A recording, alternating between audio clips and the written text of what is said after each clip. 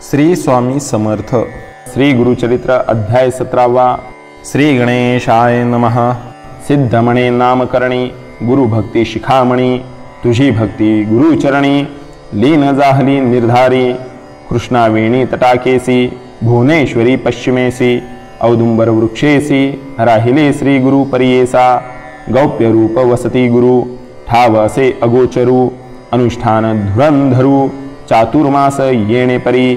सिद्धस्थान असे गहन भुवनेश्वर सन्निधान, विशेष श्री गुरु राहिले म्हणून उत्कृष्ट जाहले महिमान।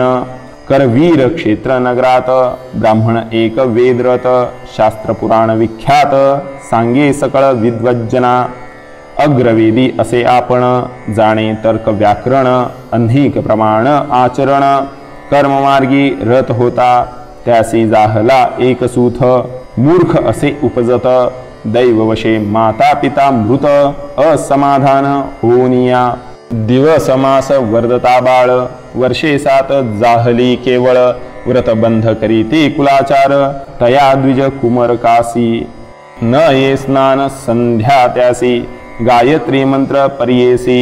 वेद कैचा मूर्खासी, पशु समान जाहला असे। जेथे सांगती अध्ययन जाऊनी आपण शिकू म्हणे।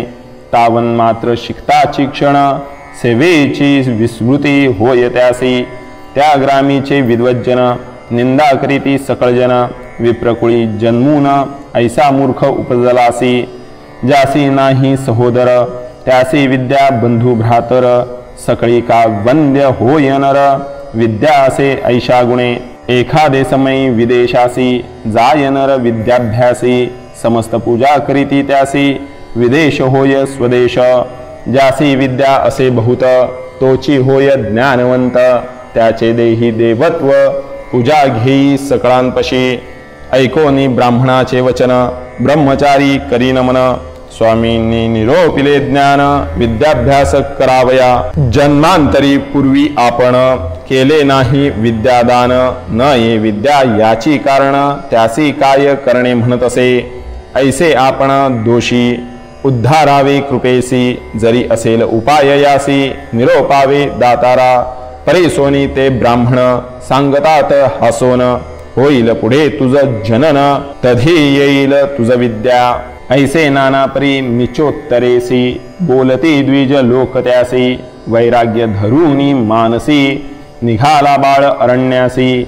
मनी झाला खेद खिन्न म्हणे त्यजीन आपुला प्राण।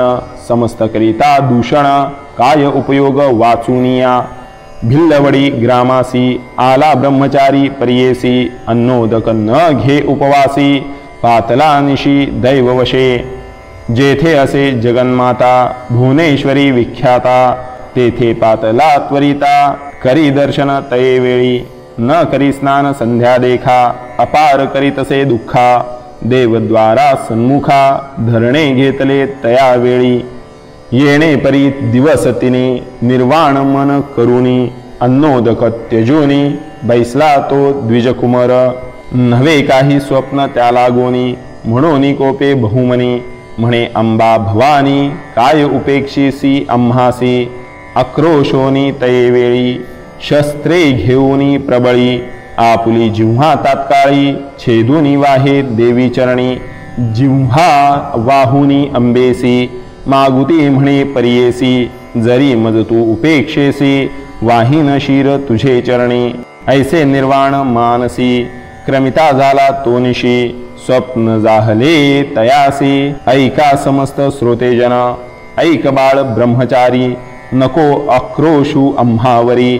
असे कृष्णा पश्चिमतिरी त्वरित जाय तये स्थानी। औदुंबराचे वृक्षातळी असे तापसी महाबळी। अवतार पुरुष चंद्रमौळी तुझी वांछा पुरविल।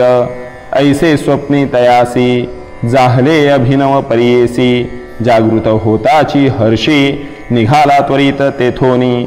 निघाला विप्र त्वरित पोहत गेला प्रवाहात। पैल तटा जाऊनी त्वरित देखता जाहला श्री गुरुसी। चरणावरी ठेवूनी माथा स्तोत्र झाला करिता। श्री गुरुमूर्ती संतोषता आश्वासिती तया वेळी।